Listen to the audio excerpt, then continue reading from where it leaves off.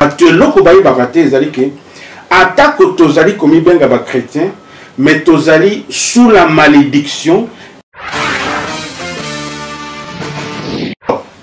Mingi pe na ibite so ba ibike pembeni na biso na Irlande, ba catholique na ba protestant ba bomanaka. Alors ça signifie que eloko wana ezouta du fait que tozali na lisuma, ba benga lisuma.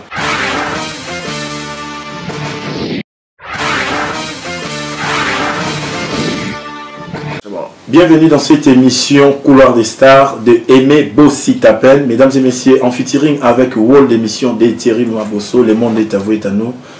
Les questions sont pour vous, la réponse est pour nous. Mesdames et messieurs, aujourd'hui j'ai eu l'opportunité de recevoir un du grand. Notre papa, il a joué la musique. Aujourd'hui, il est évangéliste et que je cite Papa Senga Kangouma. Ou comme vous voulez, Kangouma Senga. Mesdames et messieurs, avant toute chose, je voulais juste faire une mise des points.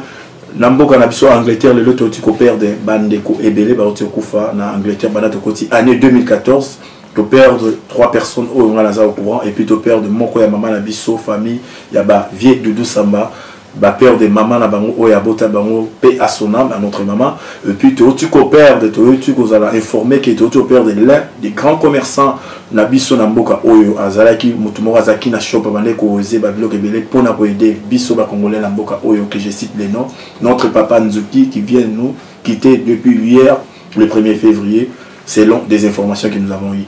Nalingi na kolobalisus que tu ko perdre moi na moko ya biso na Croydon Mitcham plus précisément il y a moninga na biso Dadi Pangasu dito tu ko perdre moi na ya 10 ans je m'excuse parce que na bosani kombo ya moi et puis na côté à bar qui nous perda qui jeune frère na biso na âge ya 21 ans na kombo ya Kevin bakunda qui depuis mokolo ya vendredi si je me trompe pas cela veut dire to koti année batumsu bazana esengo ba misusu bazole la to éviter qu'est-ce qui nous arrive na communauté na biso mais tous la grâce ya koyamba lelo l'un de basali ya nzambe oto kofungolane batem na asir na place au pas ses alliés yako bakisa moi malobe ko sala biso esengo quant à moi de dur mes condoléances na bandeko nyonso o ba perdre bandeko na bango vraiment tozo ko soutenir bino de près ou de loin tous en la bino longo tozo le na bino ensemble. Mesdames et messieurs, je vous laisse le temps de découvrir je vous laisse le temps, je m'excuse, je vous laisse le temps de découvrir notre invité principal, notre papa Kangouma Senga.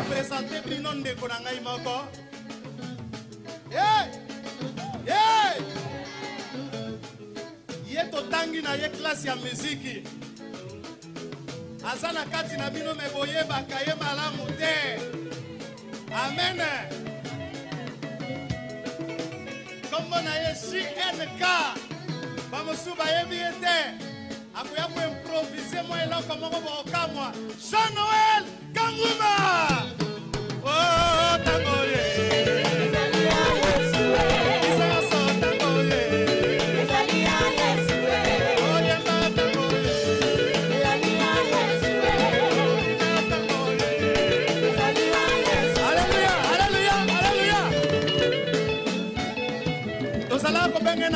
Rochero. Alors, amen. Amen. Il y a sali classe, il y a beaucoup. Alors, on sait la moins improvisation. Amen. Oh, mon gong, on a étonné ou action.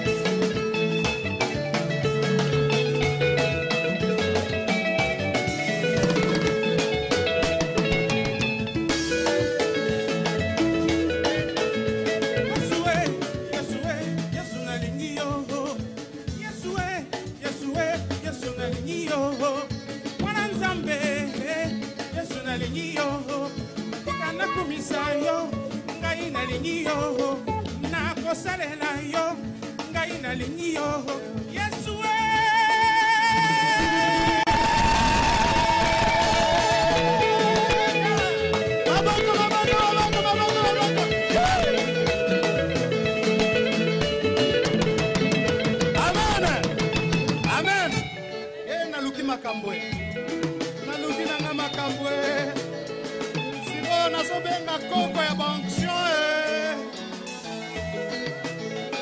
obanda oluka bagarde corps basimba bino onction plus. Bonsoir, bonjour papa. Bonsoir Papa Thierry et bonsoir à vous tous qui nous suivez. Soyez le bienvenu dans cette émission Couloir des Stars des grands producteurs Aimé Bossipapen.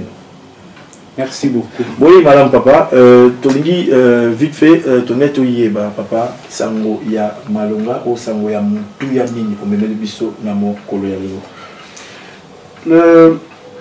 Au moins, tango, Bato Bazalaki na Mokili, Nzambe aye koloba na bango, nalingi na biki sabino.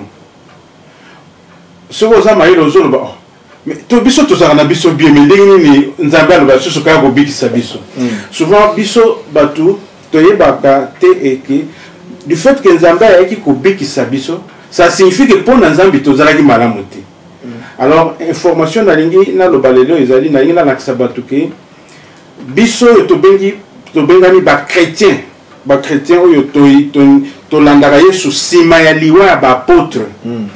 Lokola toza différent na ba premier chrétien oyo bazali ba apôtre na ba o bazali na tango na bango. Ba te loko bayi bakate ezali ke atako tozali komi benga ba chrétien mais tozali sous la malédiction pour na nini parce que to kangami na biloko ya mibeko oyo ya Moïse, mibeko ya la loi pour na makomi elobi ke ba oyo nyonso bazali na biloko ya la loi nazo benga na loi français ya mibeko na mibeko la lingala ba oyo nyonso bazali na mibeko ba bazali attaché na ba œuvre ya loi bazali sous la malédiction.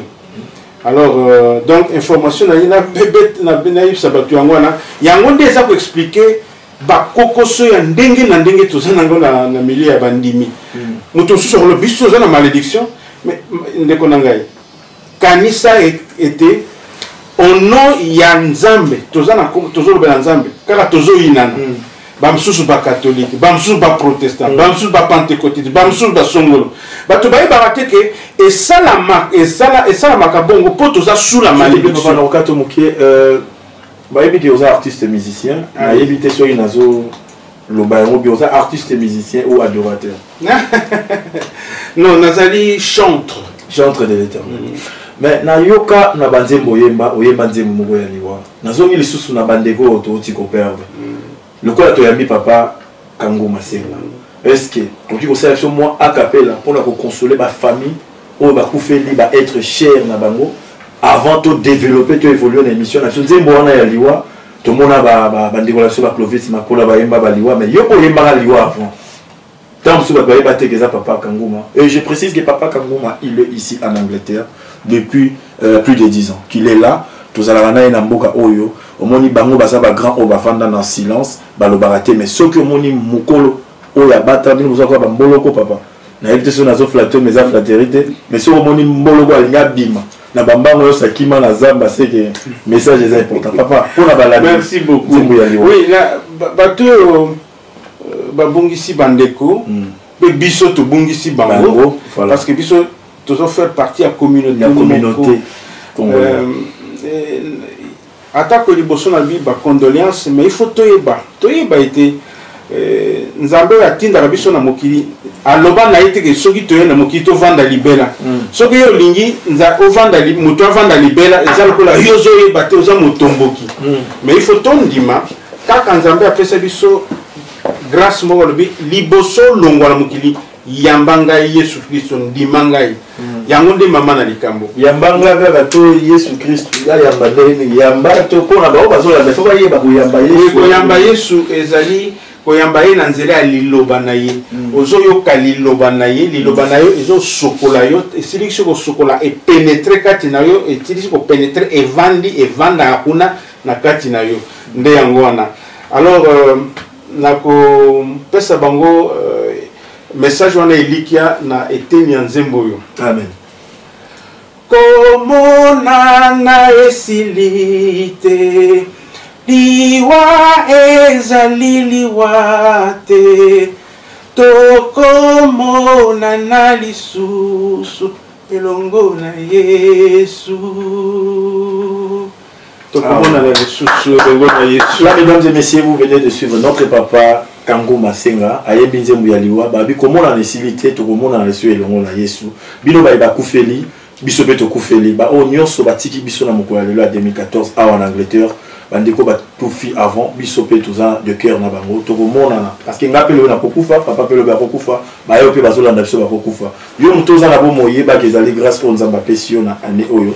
Yo Moro Kanisa, Ba Obazokoufa de l'équipe Bangola Nini.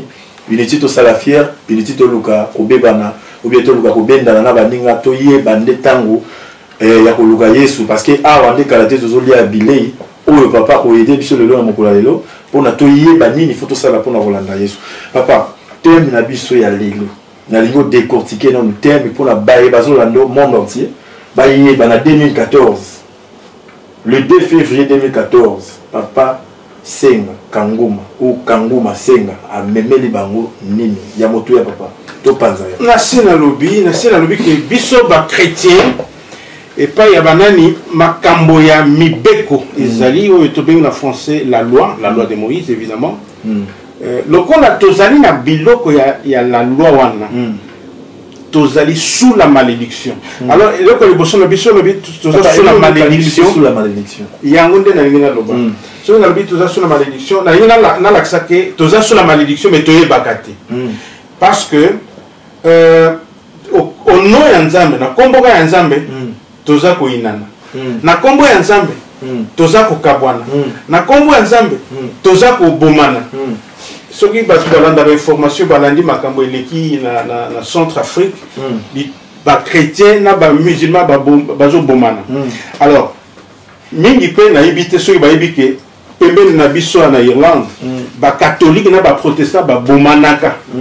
Alors ça signifie que eloko wana ezouta du fait que tozali na lisuma, on ba benga lisuma ou bien botutu ou bien malédiction parce que il est anormal. Tozali bandimi ya Nzambe, tozali bandimi ya Yesu, tozo inana, tozo bomana. Il est anormal que lokola Yesu ayaki kokota kati ya mitema na biso po avanda. Nzambe il faut vendre na kati ya mitema na biso. Molimo museto mais tozana ignorance moko ya kosakana te. Papa elo ni sala wake biso tozana Yesu.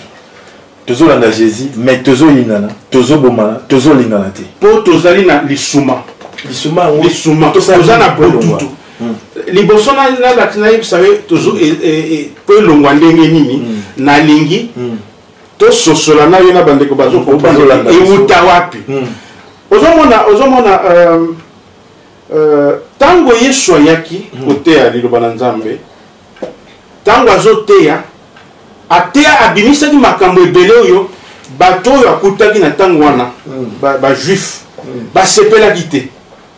Imaginez-vous que les juifs que Moussala Nzambe zalaka epai batu susu bazali ba serviteur de Dieu entre autres par exemple sacrificateur et pas mususu ba lévite et pas mususu batu kaka ba portier batu kaka bazala na kati ya lisanga oyo bayoka maloba na Nzambe mais Yesu ayi koloba ke ndenge nga na ye boye kokabwana wana ekozala susu te.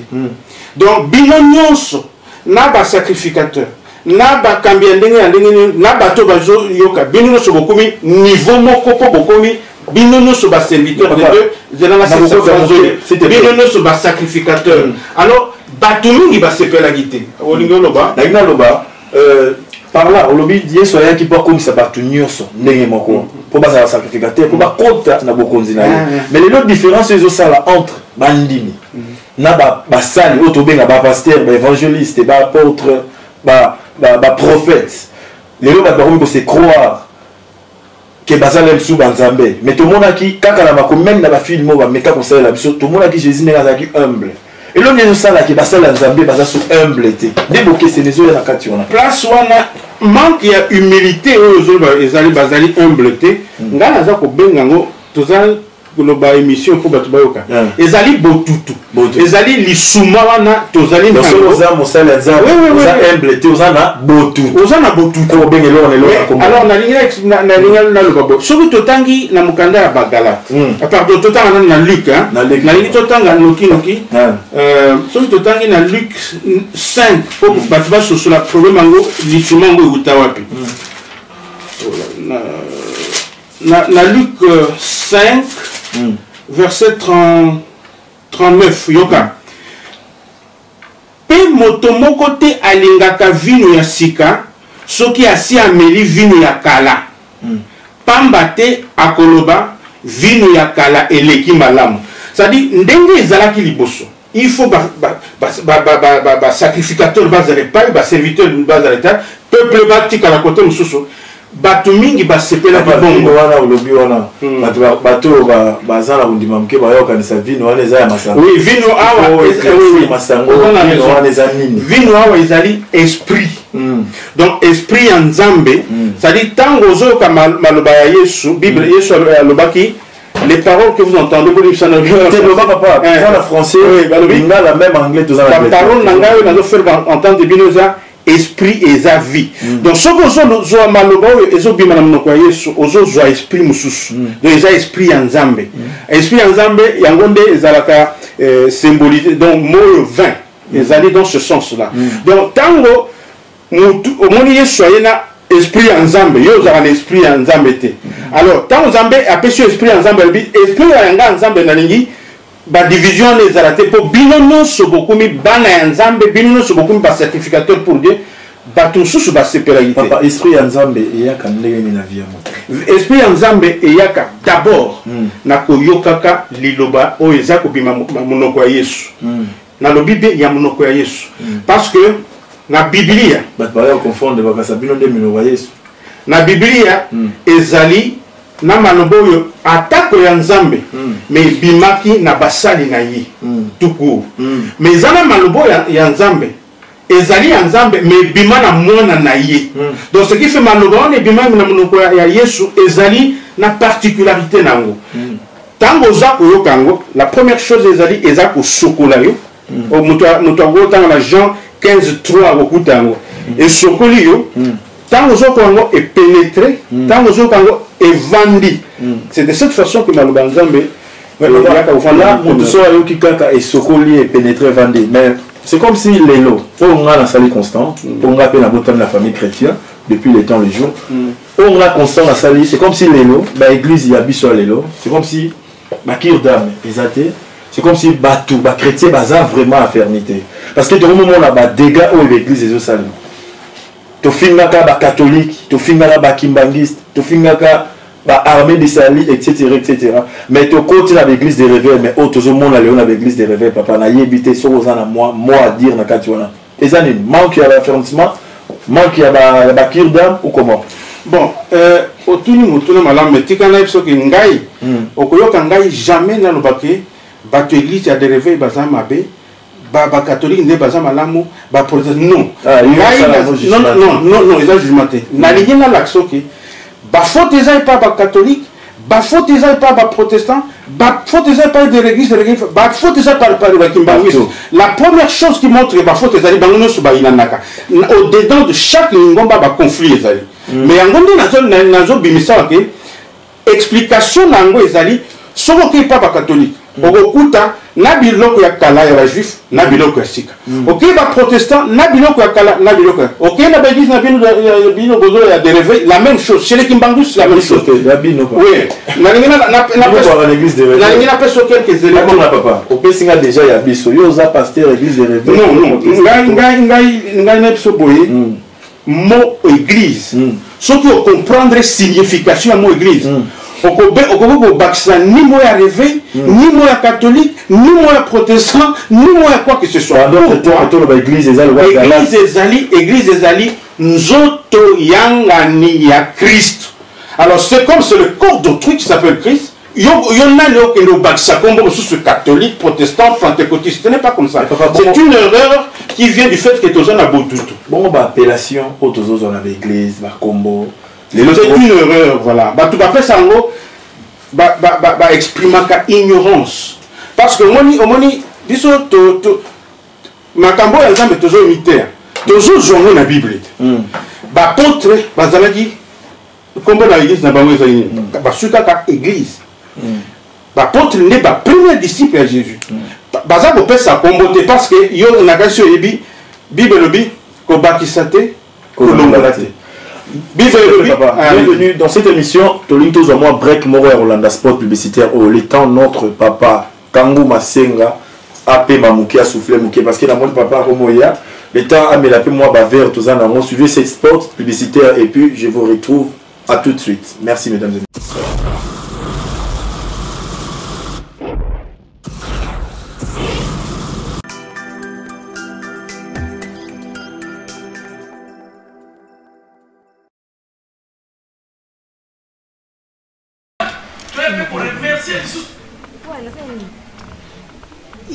Et tout à l'heure,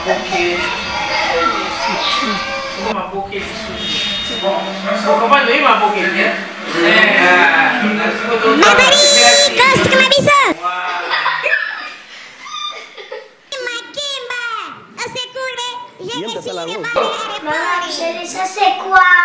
Ah, ça c'est la RTNC, c'est une chaîne congolaise.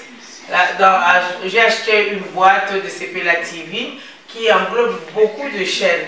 Et ça, la chaîne surtout il y a Congo. Tout à la RTNC 1, tout à la RTNC 2, tout à la RTNC 3, digital. Tout à la sont en direct. C'est que tant que moi, je suis l'Allemagne, à Aachen, tout à la même chaîne, même télévision, tout à la information, J'ai une question. Combien de langues parlez-vous au Congo? 5 langues nationales, officielles, oui. Nous avons le français, le Chiluba, le Swahili, le Kikongo et le Lingala. Maman, tu viens de quel côté au Congo? Au Congo, moi je suis d'originaire du Kasaï oriental et je suis Songé. Je suis Moussongé, on dit Moussongé parce que nous sommes beaucoup, mais je viens de Kabinda. Le Kabinda, c'est dans le centre du Congo. Ah, Micheline, est-ce que le Congo est riche? Tout ça riche dans le Congo. Tout ça na diamant, tout ça na or, tout ça na... Mais richesse, c'est ça tellement mine. Il y a le sous-sol, c'est riche. Alors maintenant, pour oyeba qui tout ça na richesse dans le Congo, pour que tu puisses savoir qu'on est riche au Congo, il faut demander, je vais demander à tes parents de commander la boîte de CPLA TV. Alors, c'est www.cplatv.com. Hein? Maman a quel internet à Betsy, à www.cplatv.com, à Sali commande naé, à une boîte naé, bah au-dessus de les boîtes. Alors là, on est surtout sur boutique à soyer, boutique, maman va dire que le vélo ma solo, au Congo est à bout, où est à bout. Donc, tu as la pêche avec Dundu. Oui. Et n'a pas la bouffe.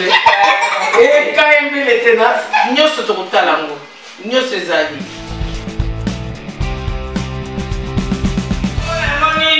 CPLA TV! CPLA TV! Ça n'a pas simbote! La paix simbote! CPLA TV, la paix simbote! La paix simbote! La paix simbote! La paix simbote! Nazo senga na Congolais ou à l'étranger, awa. Basomba CPLA TV, box à CPLA TV, au côté de mon kili mobile, bazama bottement, au côté de mon kili mobile.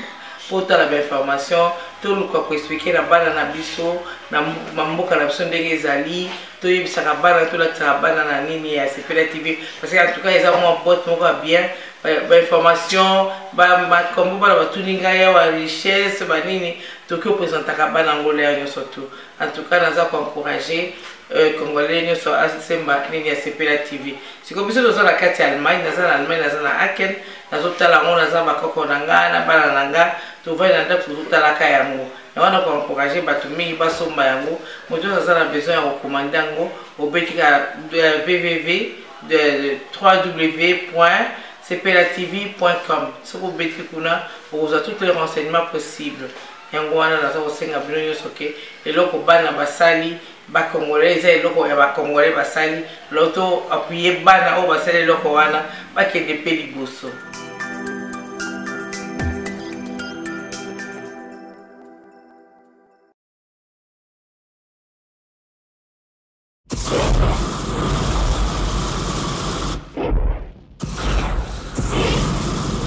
Voilà papa, ceux qui de place, ceux qui ont le mieux comprendre nous autres l'église, n'a pas apôtre. Est-ce qui ko fongola, panza poké wana papa, po balandi, o bazolanda biso partout dans le monde, ba comprendre o papa na biso kango masenga, chantre de l'Éternel a memeli ba wana mokona lelo. Tout continue papa. Oui, au moni mo o tolubi église. Il faut que toute explication, qu'aucune toute explication et pas y a ba grec té. Parce que mot église, ça signifie ecclésia. Ce que tout n'est pas grec, on sent l'erreur parce que grec, on peut savoir information na bango. Quand on tout n'a pas juifité, quand tout n'a pas Biblia, pour nous sur la réponse, il faut tout la Biblia. Biblia est lobby. Église ezali nzoto ya Christ. Alors, le coup les nzoto ya Christ. Mutunyo swazali mulandi ya Christ, il faut que les nzoto ya ngana. Alors, il y a bisoté. Donc, yo zali na. C'est quoi bango ya bango. Eza ya bisoté. Non, eza botutu. Parce que tango eza botutu. Nzoto ya ngana. Donc, eza ngana. Et le mot le plus important. Église ezali nzoto ya batu ya ngana. Ya ngana. Boko ba o bazo komisa yango ya bango. Donc, attends, on dit toujours en termes de titres. Il y a des titres pasteur, apôtre, prophète, que sais-je encore. Mais vous êtes apôtre Nanzoto Yangana. Vous êtes pasteur Nanzoto Yangana. Non, non. Papa azo fongole loko. Est-ce que baba landi bozo comprendre loko papa linga bandokenda parce que avion go momata. Église eza na nzoto. Non. Yangana. Na pas exemple boy. Omoni biso ngana tozali en Angleterre. Toye na mboko ya Angleterre. Et loko nini yoko zo décision changer mboko ya bato. Pour zambo kangana. Donc quand nous sommes ici, quand bien même Toya a ta passion nationalité, mais au Bandolandanga, et donc les gens, ce que les gens ignorent, surtout particulièrement par exercer un ministère, ils pensent qu'ils ont droit de donner un nom de plus sur le nom du corps d'autrui. Oh! Ah, ma maison de bar. Papa, on combat les logos. Oui, Nalobi que. Le corps des anzoto yangan. Bako muto yo membre. Membre ya corps de Christ. Nazo mona na loko les membre. Le boko les membre. Motema membre. Imagine toi que le boko le ba non. Nzoto nyonyo so na changer combo. Ce sont des choses qui ne peuvent pas arriver, mais les gens acceptent. À cause de Botutu. Botutu on a expliqué. Expliquez Botutu papa. Au moins, nalingi natanga makambo ya vino oyo lobike ezali le alcool. Oui, c'est-à-dire que Bible lobike soki muto amesana vin ya kala soki opesi ya sika boya. Donc batu baboya ki koyoka que Yesu alingi batu nyonso bakoma ndenge moko. Babi non, dans ce cas ce n'est pas normal. Alors oui, Yesu ayebi batu ya kala bayebi ke il faut battre nous sur la sambelaka. Bakutana na édifice moko batongi, soit temple, soit synagogue. Yesu lobi ekogo uzala susu bongote. Batu batomboki. Ozomona. Donc batu bazomona kola batu bazali particulièrement basali bakomi kola baza humilié par ya Yesu. Comment Yesu a changé les biso ba makambo boy. Alors ils ont refusé. Alors qu'est-ce qu'ils ont fait? Balobi bon. Batu susu ba boy libela biso en tout cas makambo Yesu tolingi susu biso to tikalika na judaïsme. Mais batu susu ba sali malice, ça dit ba malin. Tu par là l'église a légué à moi judaïsme mais la case. Mais justement c'est là où je suis en train de venir. Donc si go ba sali malin, ba malin, moi ndambo ya judaïsme, ba ju, moi ndambo Yesu, ba ju, tant ba sali mélange et si poto. Alors, le quoi ba koti si loi nalingi totanga ba verset tanga papa o ezo lakisa ke papa soko oza na loi oza na botutu po ba tu fo ba mona ke tozo longa mo tozo tanga oza na mutu oza na lisuma totanga na papa nga na naza na lisuma balandi toza na lisuma lelo papa zo panza poker lisuma oui na Galate na obandana no Galate 3 verset 10 elobi boye nzokande ba oyo balukaka kaka kolanda mibeko bango nyonso batikali bato ya lisuma bato nyonso balika kolanda mibeko batikali bato ya lisuma ekomama boye moto oyo atosaka mitindo nyonso ya mikanda ya mibeko te pe asalelaka yango te lisuma na ye. Ozo comprendre papa wana eza moi confusion nzokande bao balandaka mibeko batikali na lisuma ekomama pe lisusu bato oyo balandaka maloba ya mibeko te baza pe na lisuma na bango panza biso na kotana po maloba yango ebeti rétroverso papa merci lisuma eza kouta wapi omoni soki ovandi ata yo ndenge ozali soki tovandi na yo esika moko ngai na bandi oyebi soki sala oyo kosala te oyo kosala est-ce que on me sentir à l'aise donc on a à l'aise donc ça signifie que on a à l'aise batu bayi bakate ke lokola tozali batu bazalaki basumuki alors nzambe yesu ayaki de sorte que alongola batu na lisuma wana ya kolandaka mibeko. Comment il voulait que cela arrive pour alongola biso na masumu soko alongoli biso na masumu mibeko pe elongwe ozo comprendre on a fait ça liboso totanga ipoto sosola ke tozalaka na lisuma sans que toyeba nalingi na totanga peine 13 totanga verset 10 nalingi totanga na verset 13 elobi boye Kristo afuteli biso nyongo po na kolongola biso lisuma oyo mibeko ezalaki koyela biso papa donc Jésus nde afutelaki biso nyongo pona kolongwa na lisuma mais siko ba oyo bazongi lisusu mibeko ozo comprendre place de sika mama problème ezali wana le fait que ba ndimi ya Yesu bazongela mibeko bazongela ba œuvre ya mibeko na sili sa phrase yango pambate ye akomaki lisuma pona biso oyoka pambate akomaki lisuma pona biso donc ça dit que soki oyambi Yesu tango oyambi Yesu ndima ke masumu epai na yo elongwe lokola masumu elongwe raison ya te soumettre na loi eza lisusu te na mibeko eza lisusu te mais soki sayaki kozwa donc pe so asi azwa lisuma wana ezalaki tango tozalaki kolanda mibeko papa bamibeko tozozwa lelo na baeglise po lelo bato ebele bazobanga koya kosambela au moins nayebi te soki oza d'accord nanga baeglise naboyi kopointe église boye songolo pakala mais baeglise est ce que oyebi ke bango bato baza auteur oyo babebisi lelo makambo ebele na bavie ya bato baeglise epandi bacouple baeglise epesi bato ebele badéception bato ebele badécide tokosambela su te mpona ba donc cela veut dire balandaki kristo te bazongaki na bango nde na baloi soki ozongi na loi nzambe atiki yo alors ntango nzambe atiki yo yo nde obandi kozwa bainitiative yo moko nzoka nde bainitiative wana oza komiboma yo oza koboma mpe baoyo bazolanda yo mais tikanga naloba likambo moko bato oyo baboyaka église balobi tokende église te bango mpe lisuma po falaka liyoka maloba nzambe c'est-à-dire que eza lokola ata mabe ezali yokende esika obunda po lebima mais tango bimi eloko nini ozoproposer donc si tu restes seulement chez toi à la maison ovandi na ndako na bon okokufa mpe kuna ozomona eloko ezali awa ezali ke na baeglise esika wapi bato balandaka mibeko makamba mibeko par exemple kolataka bamvela wana c'est des vêtements sacerdotaux ozomona kozwaka badime c'est la loi qui dit ces choses là bato wana nyonso bazali na lisuma na bino soki bolongwe biso doza na lisuma donc problème ezali awa na baoyo bakende église na masuma na baoyo batikala na masuma tozwa résolution ndenge nini lisuma et longwa pour continuer parce qu'il faut tobika par là biso se toujours tourner la rond parce que nous comprendre non non peut-être ça papa moto ndenge to mo mona que pasteur o yende prophète o yende donc ça on a non écoutez ça n'a rien écoutez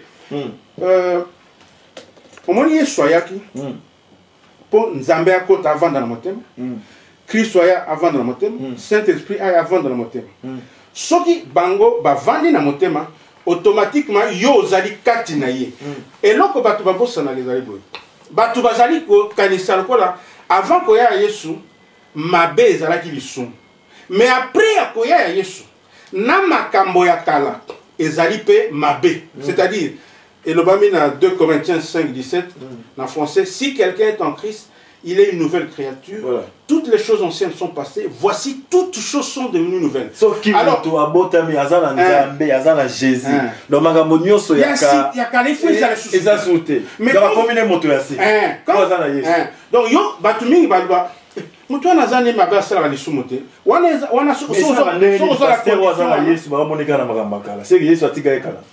atika na Yesu donc wana tozoki na ya patrice donc Yesu c'est aboya yo mais vous allez na Yesu vous forcer donc il y a une ignorance générale et pas ya bato bateyaka na et pas ya bato bateyamaka alors ce qui fait ndenge na lobi que parce que et pas na bango bandimi na bango mabibeko bazana lisuma loko ozana lisuma moi ko ososola makambo ezate ozomona quand je parle aussi de lisuma imaginez-vous que Nzambe a pesibino grâce alobi na pesibino grâce pour tika kovanda ba pécheur ba sumuki na pesibi na salibino grâce pour mibeko boza la sous mibeko te boza la libre mais bato balingite ozoma te que ça di suma parce que comment ba pesi opportunité au zwalobiko oza la libre oza la sous esclave ya mibeko mais yo lingikaka donc nous avons un problème comme ça ya ngonde bomi disons makambo ya nzambe na mokili mobimba. Donc mesdames et messieurs, quand moi si j'ai bien compris papa ndengazo solona biso parce que na suite tozo kende muke vers la fin donc tellement bat baza à borneur na loi baza na lisuma ya mo tozo comprendre te maloba makomi ya nzambe oui donc pour la papa ba robe ya ba sacerdoce wana ba dîme wana eza ba biloko normal pas tout pratiquer non ça vrai tu as bien compris merci. Donc, il ne fallait pas tout pratiquer. Non. Papa, tu as prophète, tala zambala, tala liseke, tala la chaînette, tala moutala tirobe, tala quoi, on est un ganga marabout. Parce qu'il veut qu'on porte l'attention sur lui. Il pense que ce n'est pas de pour quand c'est fait remarquer, donc. Non. Or, ce qui oye na Yesu, vêtements sacerdotal au lat des années, Christ y est moko. Bible lobi, vous avez été revêtus de Christ. Donc, vous avez été revêtus de Christ. Même Mouto Atei, Alati Christ, Namuto Azoyoka, Alati Christ, Mouto Azotana. Donc, cette égalité-là, c'est ce que les gens ne veulent pas. Mon papa, papa, bino batei. Bino pour moi c'est bozo teya, beaucoup moi la biso bato to yanga ovanda ko yoka mateya na bino nde batupamba. Justement, au moni pona nini. Ezali entendement moko ya bato bazo kanisa. Abazaka na logique ya mibeko. Parce que soki oteyaka, supposons aux ali pasteurs, supposons aux prophètes, supposons aux docteurs, aux évangélistes. Mais Moutou a vendu, azana don spirituel mo songolo. Donc yepe nzambe mutaza utiliser na don naye, yepe nzambe mutaza utiliser le ministère. Moutou moko aleki moninga ezaza. Je m'excuse na kato muke badbayo kanisa ke oya l'église te soki nzambe c'est pour na yo posa na don spirituel. Donc cela veut dire tout son amour mouké pardon na otitio mouké. Donc bandeko bazara la moi libanda o baboya na bango ya na Yesu. Mais tellement ba yebi ke bazaba créature ya éternel. Donc atabaye te ba mona bango ba na bango bien. Na zo sayo que soki il faut d'abord de photo no fongola il faut sosolanga malamu.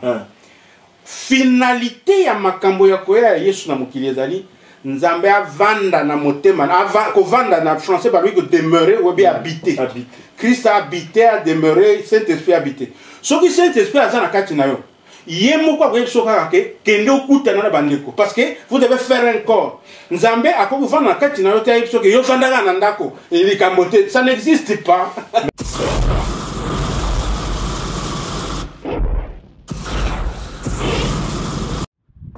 Ici Mayele, obi na uti kozwa décodeur nanga et pas Ani Moussa Raphaël ko akanga mina décodeur na ngai ya kuja lingi ko somba te ondenge nini omenga na pesa kibino babuli fo bo somba décodeur eza bien eza makamu nyonso ya Congo o lukaka na Congo o maba o solo na na kitoko o memi oui yebisa kusto bo sombango eza bien mais nazo kino meka musuki ya bomi yango Ani aboye banga.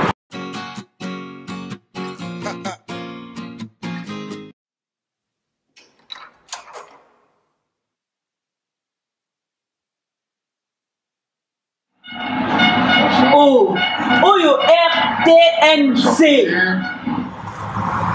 Oh, RTNC 3. Mawe. Commandant Coustonel. Beno. Ici, maïna na beno nini. Ba chaîne zakaka. Oh, Fodima. Sepela. Oko sepela. Oh. Quitte-moi maman n'engaille pas Koufi. Minute, je te respecte. Oh, Toyena Banda Kunabino. Digital Congo. Oh, to combien la banda Kunabino ko? Oh, télé 50. Oh, Mawatro. Placé avant que quelqu'un ne se rentre. RTV S1. Oh my God. Et ma Kabozalia ou la Kichoko. Congo Impact TV. B1 TV. To sepelier na sepela TV. To komona nyoso. To sepela. Mama na ngai masolongo yango penza veut dire to sepeli onda ennui. Ezaka o chaîne boy ya koto ozongisa boy TFM ozongisa boy France O. Te ya biso pe bana kini yango. Oza besoin mona TKM, oza besoin mona ba chaîne o nyos eza kini ya kana kata sepela TV. Ah, te na sepeli donc veut dire na sepeli pa ya o sepela ko bande ko na ngai bo meka lokwanga na fana na ndako na otala pe ba chaîne ya Kishasa o nyoso na lingi donc sono na bande ko kin babike ba olex loko po na chaîne tel directement ngape na tsango to la na bango nzela mako donc veut dire ma soeza sepela TV bonsoir donc bo sepela makasi yangoyo yanga yangoyo partout aux internet ezali oza connecté na sepela TV ezoza en Canada ezoza en Russie ezoza wapi partout dans le monde, c'est si nous internet ezali pour capter ma chaîne tout ya Congo. Donc avec Sepela TV, toza ya ko sepela.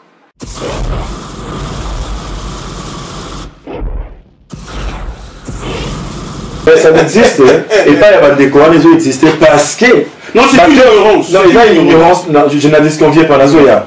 Parce que le cours de Tozana, aux obéis, on est né, Bilakel. Bilakel Mabe, voilà. Donc, bateau, si on va porter un milliasika na Yesu. On dit, balingi, bandekoyo, nan va yebi Yesu. Oh, Jésus, na début, na commencement, quand on Yesu ayaki pour bateau, na beba bongwa. Mais qu'est-ce qui se fait que bateau, yamba Yesu, na église par-ci par-là, bazo, pour y taka baninga misaki, wala mutamasum. Wala mutamalam, c'est que bango dia ba komi na bango na deux ya ba jugement, ba komo juger. Papa Thierry, nazali clair. Nazali kolobake. Na baoyo baza ko kende na kosambela baza na ignorance. Amen. Malgré tout ce qu'il représente. Na baoyo bazo tikala baza na ignorance. Donc to luka to ndima kolanda Yesu ndenge ya lingi pour que ignorance soit ici là. Pour que nos tutoies les longues. Cela veut dire que ignorance soit isolée là. Parce que toujours la ndenge soit limité. Voilà, correct. Parce que Yesu alobi si quelqu'un m'aime il gardera ma parole, mon Père l'aimera, nous viendrons faire notre demeure chez lui. Mais ce que nous avons gardé l'Ilobananzambete, au titre naïzala, bishop, apôtre, prophète, qu'est-ce que j'ai encore par tu portes un titre pour rien, tu vas terminer ton existence dans l'enfer. Même ça, nous avons Nzambe, archibishop, bishop, archipape, comment on est où tu vois. Là, Nazali na style nanga olobela, na procédure nanga olobela. Je n'aime jamais diaboliser juste les titres. Ça ne m'intéresse pas. je dis ce qui est parce que sinon ils ont distraire le biso maman ils ont distraire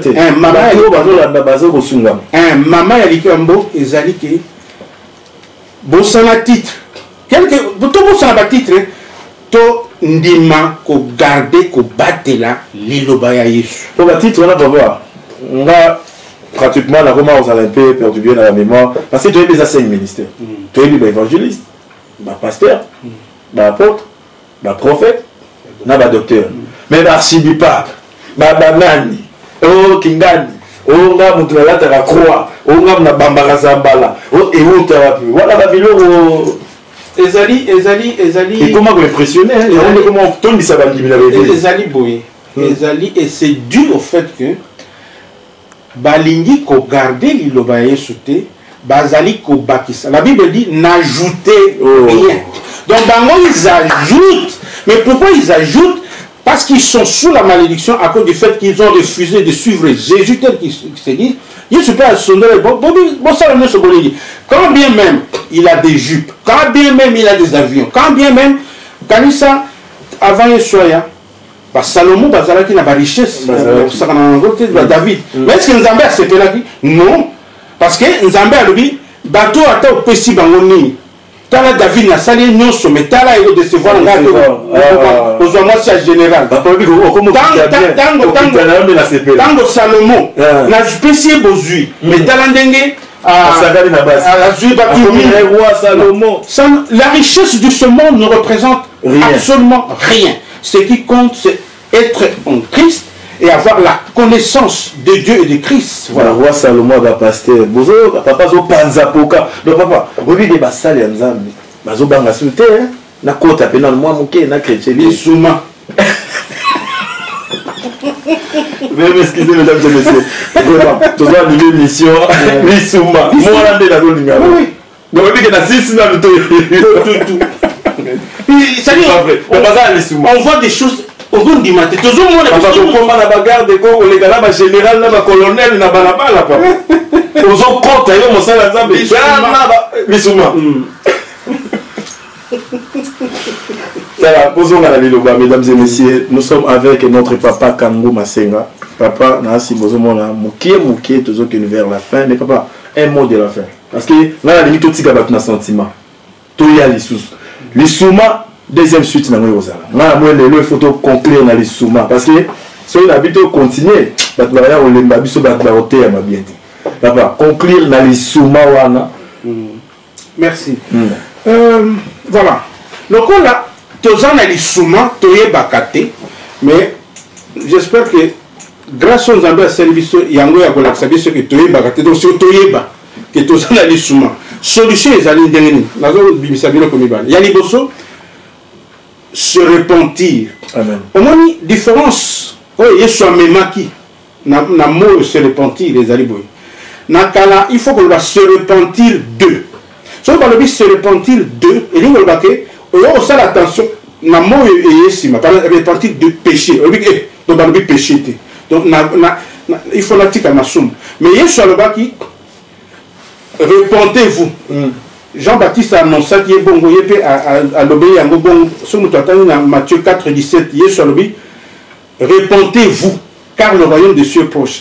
Tant que moi, Azol Baté reste repentir de, Anini Goloba, Anini Goloba, regretter kaka yomo kondenge, c'est-à-dire, c'est-à-dire que tu t'es ndenge ozali kaka, c'est-à-dire qu'il met boya parce que c'est pourquoi le mot, osali kutu te ndenge ozali wana mi regrettaka donc regretter ka ndenge ozali donc tango osika papa biloko ozo déjà si logo ya 2014 oui donc mi regretter ka ndenge ozali donc mi regretter ndenge ozali voilà eloko papa kangu makose sur la 2014 parce que yango nde Yesu alobaki ke renoncez à vous-même. Vous devez renoncer à vous-même parce que vous dénoncer et puis on va dire qu'on regretter. Parce que vous avez quoi ça non, ça c'est fait. Alors, il faut nous regretter. Deuxième élément, le coup là, tout est outil du fait que tu zongeli makambo ya kala. Donc yo tika makambo nyonso ya kala. Tika ko lata ba habit sacerdotal ba kolpa. Il faut qu'on arrête ces choses là. Vous comprenez? Tika makambo ba dim, ça c'est par auteur. Dit mais à la biblique. Non, voilà l'erreur. Les gens disent toujours c'est biblique. Non, la Bible transporte les informations. Mais vous devez comprendre ce que dit la Bible. Ce n'est pas parce que le fait que la Bible donne les gens normaux. Ce n'est pas parce que moi c'est Abraham. C'était encore une histoire à Sekaki, quelque part comme ça. Donc, ce qu'on me dit quelque part que moi c'est Abraham à Sekaki. Et quand on a dit que c'est un biblique. Non, ce n'est pas comme ça. Bible est divisée. La première partie, la deuxième partie. Alors, l'avantage de la Bible, c'est que la partie de l'Ancien Testament, ils ont comporté des choses anciennes. Oh, il faut qu'il y ait à côté, on comprend que oyo atako eza ko témoigner que yesu ayaki awutaki na nzambe aza kosala na baoyo me oyo eza kote eza makambo ya kala nga nazali biso tozali kote oyo mais bato balingi yango te parce que balingi mélange na ya kala na ya sika yango nde botutu esika ezali alors po botutu wana elonga napesa yo temps ozonga na Bible eza la première partie, la deuxième partie. Le temps pour vous, mesdames et messieurs, de découvrir que c'est un chantre de l'Éternel. Notre papa Kangoma Senga ayembela nzambe bolanda clip yaba parmi banzembo ya yemba aza un grand figure ya RDC na ba chantre de l'Éternel. Suivez ces clips, le temps papa n'a besoin souffler tozonga la Bible première partie, deuxième partie c'est to conclure et puis masolo et aussi la wana mais bozala lisuma ni regretter yo mon papa tozonga. Voilà.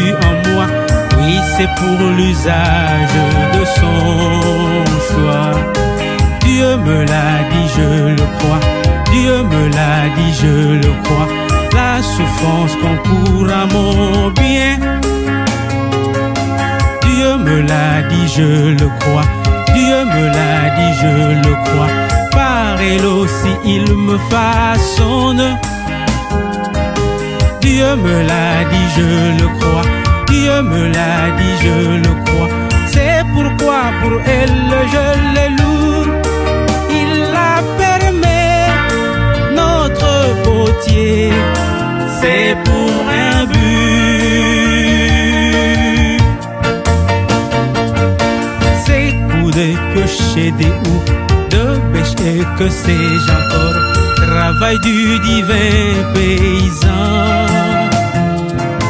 Sur moi, ô moi, terre fertile, grâce à Jésus en moi, c'est une récolte abondante. Voilà, mesdames et messieurs, j'espère que vous venez de suivre cette chanson chrétienne de notre chantre de l'Éternel, évangéliste Papa Kangoma Senga. Na habité soit évangéliste, toi, un prophète, pour y mouroper.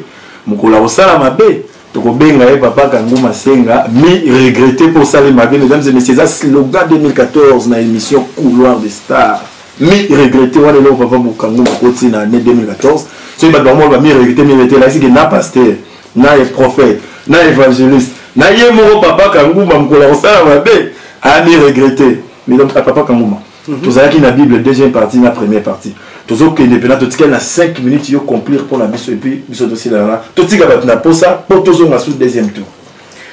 Oui, donc dans le bas qui que il y a première chose il faut que Bible c'est la première partie la deuxième partie Oui, puis déjà la première partie, la deuxième partie. Merci. Donc la deuxième partie, et sika okozua nzambe na kati na yo, Christ na donc ça veut dire ça dit nzambe kozua nzambe avant de la kati na biso, Christ avant de la kati na biso, Saint-Esprit avant de la biso, tozoela kango kotoyo ya Nouveau Testament. Nouveau Testament. Qu'on a lu dans le Jésus. Donc ça dit parole wana eza kotoana, yango nde vie, yango nde esprit. Mais parole ya nzambe, bien que nzambe eza kuna, yango eza esprit te eza vie. Il faut que les gens admettent cette parole, c'est ça la vérité. Donc par là, na compte moi c'est ça le quoi que les deux amis n'attendent pas kala esclavagisme. N'attendons déjà tous yeux indépendants. Oui, dans le Nouveau Testament, il y a la sont indépendants parce que annoncer Jésus. Oui, parce qu'il y a la liberté qui est là-dedans. Donc nous devenons libres. La liberté, exemple, s'expliquait par le fait que Totozana yemoko la kati na biso. Soki avandi kati na biso, tango zo kende na Ancien Testament ko tanga nyonso za kuna yewa za kati na yo. Aza ko expliquer yo ba détail moko moko.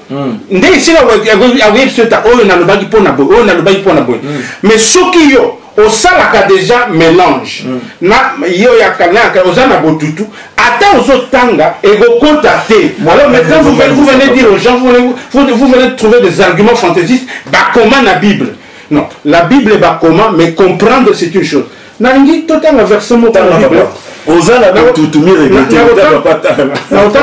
c'est pour dire que il y a une Bible, il y a un mot que je peux savoir sur information que et miti kaka n'importe qui a comprendre yango. Rappelez-vous que Yeshua a Sadducéen. Vous ne comprenez ni les Écritures, ni la puissance de Dieu. Vous avez sur la puissance de Dieu. Il faut que Dieu, au-dedans de vous, par sa puissance, vous révèle ce que vous lisez. Mais sinon, vous allez toujours dire c'est la Bible, mais monsieur, parce que ou madame, c'est parce que vous ne comprenez pas. La Bible elle-même, Ezak le Bakengai, nous comprenons et on fait l'été. La Bible nous parle ceci. La Bible nous dit ceci. Nous lisons la Bible. Voilà. Ce qui est dit, si nous lisons, nous allons lire en Ésaïe 29, 11. Toute la révélation, donc révélation, d'une façon orale ou d'une façon écrite, et pour vous comme les mots d'un livre cacheté. Mon livre c'est cacheté. Que l'on donne à un homme qui se lit en disant, lis donc cela. Et qui répond, je me le puis car il est cacheté. Ou comme un livre que l'on donne à un homme qui ne sait pas lire en disant, lis donc cela. Et qui répond, je ne sais pas lire. Vous comprenez? C'est pour dire que la Bible elle-même ne se laisse pas comprendre comme ça. Il parle pas, mais il faut qu'on lise. Ça dit qu'il faut que la Bible est un moment que sur nos autres. Ce que vous avez en Zambé, na katina. Vous comprenez? Non. Vous avez en Christ, tout est au comprendre. Alors si vous avez tant que vous avez ça, vous avez tiré erreur. Si vous avez la Bible, vous avez la Bible. Mais vous avez comprendre les thés. Vous avez la Bible, la comprendre. Non. La grâce Zambé a Zosalabi, toujours la révélation. Longola et l'eau que Zosala que vous en avez tout. Tika ba mélange. Rappelez-vous que Bible et le Belagamakambo ya na Matthieu 9 verset. Papa, autant dit verset la souka, et puis te conclure, tout ce qui va version nayo mon kolotoro yambo lisusu parce que là j'ai toujours courir derrière le temps. Voilà, oui. Ouais. Matthieu 9 16 à 17. Yoka. Moto moko te akoki kokamata kitendi ya elamba ya sika po abamba elamba ya kala. Donc ce qu'aujourd'hui la parole qui est sortie de la bouche de Jésus, tu mélanges sans le savoir, tu fais le mélange avec makambo ya kala, la Bible nous dit, motomoko te akoki kokamata kitendi ya elamba ya sika po abamba elamba ya kala, pamba te kitendi wana ekopasola elamba ya kala pe. Lidusu ekokoma monene. Yango nde sali ke ba mélange wana, yango nde bebisi makambo ya Yesu na mokili. bakoki kotia vinu ya sikana basaki ya kalate soki basali bongo basaki ekopasuka na expliquer que c'est basaki basaki na français ba bébé ba outre nouvelle na outre vieille ezali biso ba tutozo yoka soki ozali na né de nouveauté oza saki ya kala soki bakoti makambo ya eloko moko te bandeko biso ba tutote s'il vous plaît to joie sens ya humilité to longola to longola tout ce qui est ancien elongwa botutu bandeko ezali mpona nga eza bolimbisanga naza na mwa te papa oza bien ezali soki tozoyoka soni tokosilisa éternité na lifelo biso tozoloba bino batoto te na batitre après tout ce que vous voyez comme titre nous portons la malédiction tout simplement parce que nous faisons le mélange na biloko ya kala na biloko ya sika alors tango tosali bongo nzambe asundoli biso alors mutu na mutu azosala oyo yaye alingi nakanisi ekosunga biso. Voilà, mesdames et messieurs, c'était l'émission Couleur des stars de notre papa Aimé Bossi-Kapen. Mesdames et messieurs, c'était Thierry Mabosso, journaliste et chroniqueur, présentateur de l'émission World, pourquoi vous le monde est à vous et à nous, au monde va featuring dans Couleur des stars 2014, dans notre papa évangéliste Kangou Masenga. Papa, mot de la fête pour la Baïbalandio, au Pesavaron Babaï, Tokozayo, prochainement, na promettre yo na kozongela yo. Soki ba benga la zongelo. Donc na yebi koza monsala na Nzambe, c'est que na kozongelo, so ba benga na zongelo, mais na yebi que la prière na yo il faut na zongela. Pour na za disponibilité. Merci beaucoup. Merci papa. Na mokili balwa que la vérité blesse. Mais ça aide. Mais na mukanda Nzambe vérité yaki par Jésus-Christ. Bible no bibongo. Je pense que c'est dans Jean 1:17. La loi est venue par Moïse, mais la grâce et la vérité sont venues par Jésus-Christ. Makambonazo lo ba ezo soua, mais c'est la vérité. Tondima, to bonga la mitema, to tika tout ce qui est ancien. To lata elamba ya sika. O ezali Christ yemoko.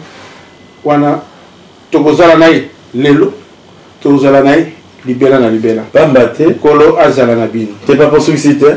Baye bageza silogano pambate soko la ndimo monte uzana botutu mi regretter. Mesdames et messieurs, c'était l'émission Couloir des stars de Aimé Bossi-Kapen, grand producteur en featuring avec l'émission de Thierry Mabosso. Papa, mais pour la bateau, balandi na yo kaki obimisa ki vraiment. Je m'excuse, na ngana bosana album na yo ya sika. Et j'en a marché au lobby marambo album te papa. Le temps na senga ba yedinga na sima ya régie ba pesa album voilà. Le temps na zo album ya papa voilà, ça c'est notre papa. Papa, titre album sacrifice papa. Kangou Masenga, mesdames et messieurs, voilà. Ça c'est nouvel album de notre papa, c'est bel et bien dans le marché sacrifice. Sacrifice. Album de notre papa Kangou Masenga, sacrifice, c'est déjà dans le marché. Kuna tozoyemba maramba mi regretter. Kuna tozoyemba makambo ya ozana botutu donc to changer. Changement ya solo tout le monde ba aller ba yemba di changement, papa P Azar grand chantre de l'Éternel.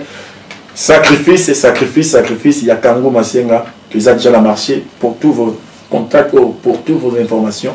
Contactez Thierry Mabosso pour contacter le grand producteur Aimé Bossi-Kapen à Couloir des stars ou contacter Yemo papa Kangou Masenga papa son copie sa numéro na yo vite fait pour bateau bakuluka album sacrifice bah c'est sacrifié na Rosomba na zo pesa ba numéro mi balé oui portable like papa pour vite fait dans London bon le ko na zana na like te na zana T-Mobile na retard papa OK soko za libanda ya Londres OK 0044 code d'Angleterre. Il y a Willy Mouchen par là, il y a Willy Mouchen. 79 44 35 28 97. On a répété. Ce que vous avez en Angleterre 0044. Il y a Willy Mouchen. 79 44 35 28 97. Ce qui vous avez en Angleterre au Bandika 07 944 35 28 97. Numéro sous il y a fixe 0044 203 2 6 5 1 088. Je répéter. Sur Rosa Libanda Angleterre 0044 203 2651088. Voilà, c'était le contact d'info pour cet album Sacrifice de notre papa Kango Masenga. Sacrifice, on a déjà nazouaki Sacrifice. Nous avons un album qui est rempli dans Maloba Yanzambe. Mesdames et messieurs, je vous demande d'acheter cet album. Au moment où on a un album pour vous aller béni et puis on va se retrouver là-bas pour regretter tina baliba bete. Biso to lini ba regretter sur te ba ça appelle na bali souma te na mababete. Mais soro te mato imangungi a papa c'est alobaki. Voilà mesdames et messieurs, Thierry Mabosso, je vous retrouve très prochainement. Le temps pour moi de saluer ces grands hommes d'affaires. Groupe GMM, Grévi Foutil Aliebo, Zolamboa, Singa Yafumbwa, Abima Yemoko, groupe GMM, Grévi Foutil Aliebo, Zolamboa, Singa Fumbwa, Abima Yemoko, sans oublier 00243, dans London 00244, Yawili Moucheni Kodamboka, Nabo Sanité, notre gouverneur Metiola, Papa Nabiso Moïse, Katumbe Chapwe, et la préférée de son cœur, Maman Karine, Tobosani Binote Baenyo Sobalani Biso na émission Couloir des Stars. Donc Kobosana Ote Balobi, la celle qui nous met à l'aise. Oiseau Memabiso prêt à éternel à ma conseil Balobi, capitaine de l'équipe, notre maman. Yo Yebesiko Zale Balobi, double brassard. Yo Sogo Sololi, Makambeke n'a bien. Il était de la partie, notre frère Achille. Mesdames et messieurs, je vous retrouve très prochainement dans cette émission Amphi-Ring World Miss Couloir des Stars. Merci Papa Kangouma. Tout ça qui vraiment a posé la présence na yo. Bye bye, bye bye, bye bye, bye bye, bye bye, bye bye. Bienvenue dans le monde de Sepela TV. Sepela TV est la chaîne télévision de la communauté congolaise. Maintenant en direct de la RDC. Nous vous offrons toutes les chaînes préférées en direct du Congo. RTNC, Télé 50, RTGA, Digital Congo,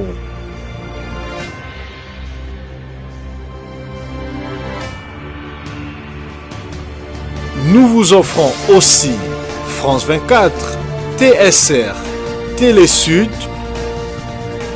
et beaucoup plus de chaînes à venir.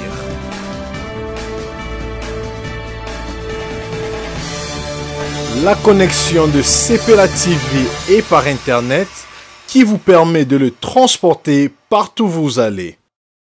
Le temps pour moi de donner le dédicace 2014, Balobi 2014, Imperium Hotel Thierry Mabosso Azoya cette année. Aoulala, Ao. Imperium Hotel, ils ont la Lemba Salongo. Il y a Boss Brino Mayala. Balobi Imperium Hotel, ils ont la Boulevard Salongo. Lemba. Kinshasa, République démocratique du Congo, email ezali hotImperium@gmm.com. Imperium Hotel, il y a Boss Brino Yala, ezali na Lemba Salongo. Soko matina Salongo bin shutina suka omona. Bormo amnene vandona donc tourlala kalate. Le temps pour moi de dire grand merci à cette grande dame.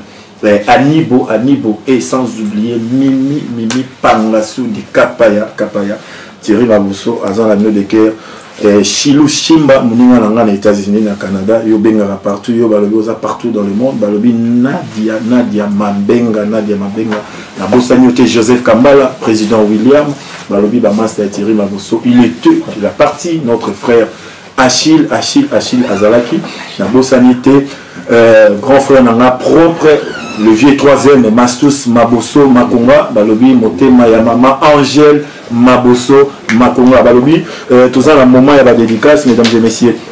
Le temps pour moi de saluer ces grands hommes aussi, le grand homme d'affaires Balobi Yawili Moucheni 00243 wana code ya Kinshasa yazora ba code international surtout comme en Angleterre 0044 Balobi Yawili Moucheni code ya Mboka. Groupe GMM, il y a Grévi Foutil Aliebo, Zolamboa, Singa Fumbwa, Abima Yemoko.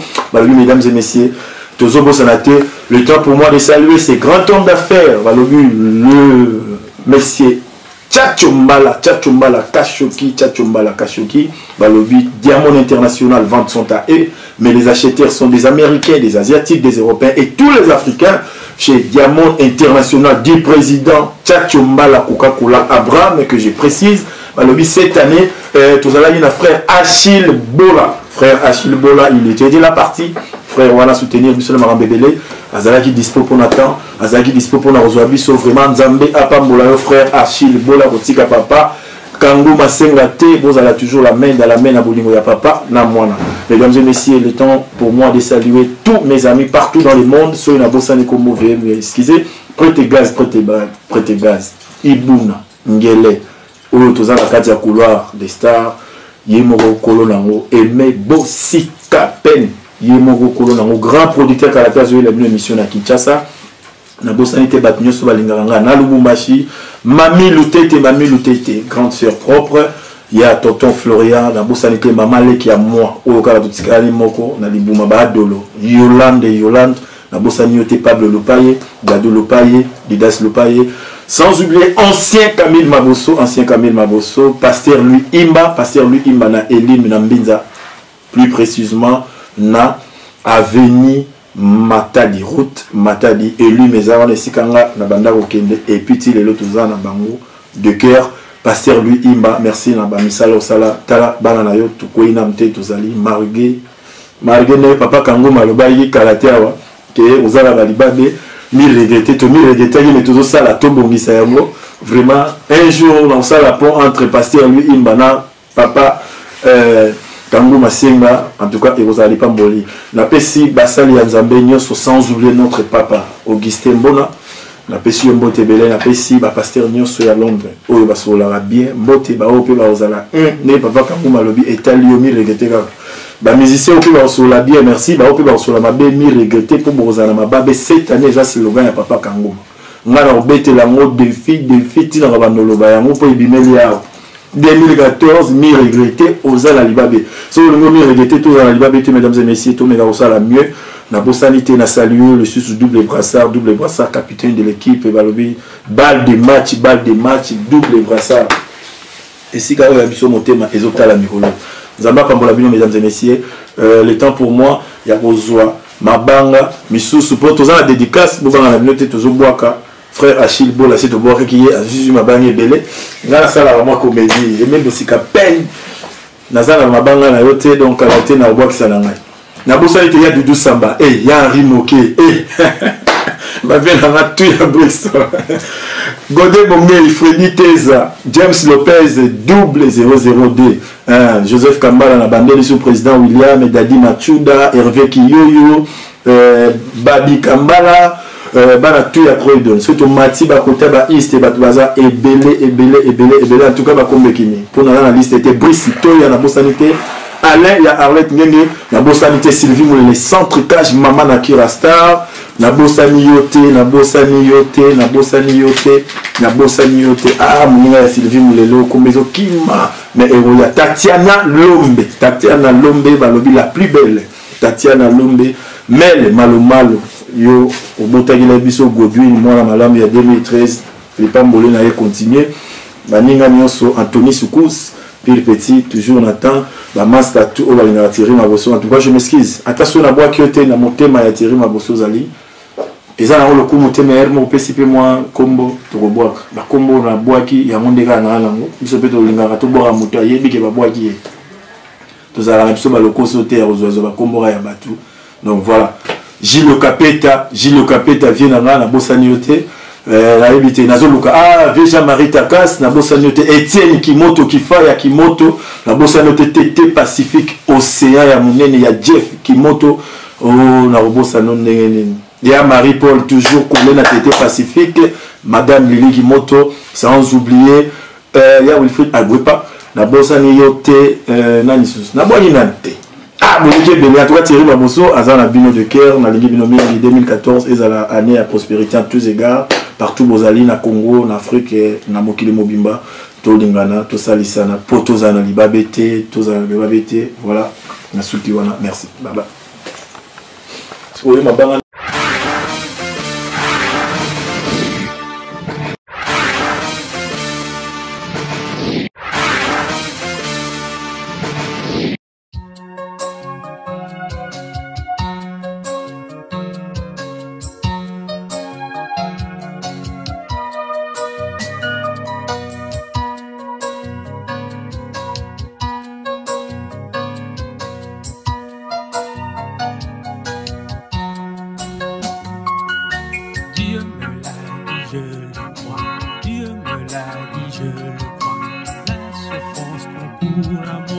bien.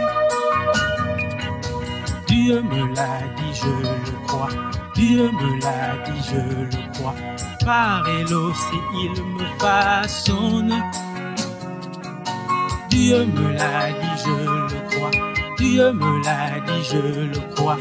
C'est pourquoi pour elle je le loue. Il a permis notre potier. C'est pour un but. Frappé, fractionné, changé, martelé, formé, poli. Travail du divin artiste. Sur moi, au lingot d'acier, grâce à Jésus en moi. Oui, c'est pour l'usage de son choix. Dieu me l'a dit, je le crois. Dieu me l'a dit, je le crois. La souffrance concourt à mon bien. Dieu me l'a dit, je le crois. Dieu me l'a dit, je le crois. Par elle aussi il me façonne. Dieu me l'a dit, je le crois. Dieu me l'a dit, je le crois. C'est pourquoi pour elle je le loue. Il a permis notre potier. C'est pour un but.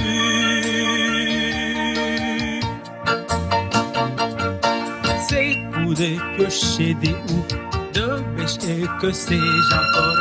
Travail du divin paysan. Sur moi, ô moi, terre fertile, grâce à Jésus en moi, c'est pour une récolte abondante. Dieu me l'a dit, je le crois. Dieu me l'a dit, je le crois. Par souffrance concourt à mon bien. Dieu me l'a dit, je le crois. Dieu me l'a dit, je le crois. Par elle aussi il me façonne. Dieu me l'a dit, je le crois. Dieu me l'a dit, je le crois. C'est pourquoi pour elle je la loue. Il a permis notre potier. C'est pour un but.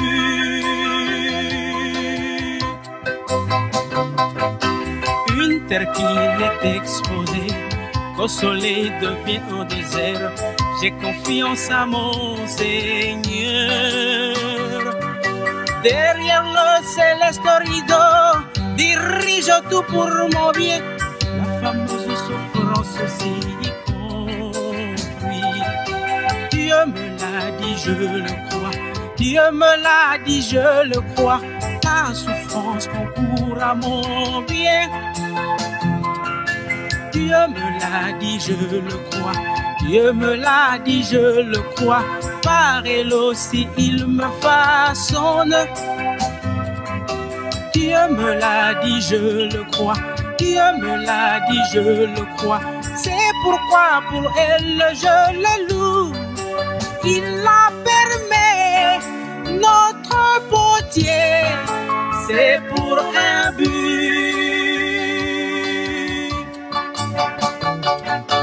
Une terre qui n'est exposée qu'à la pluie devient la boue. Elle n'est plus cultivable. Sois joyeux bien qu'au souffrant, le Dieu accomplit ta part. Qu'il soit sûr et qu'il te délivre. Dieu me l'a dit, je le crois. Dieu me l'a dit, je le crois. La souffrance concourt à mon bien. Dieu me l'a dit, je le crois.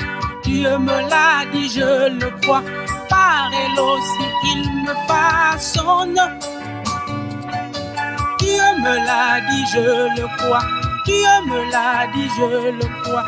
C'est pourquoi pour elle je le loue. Il a permis notre potier. C'est pour un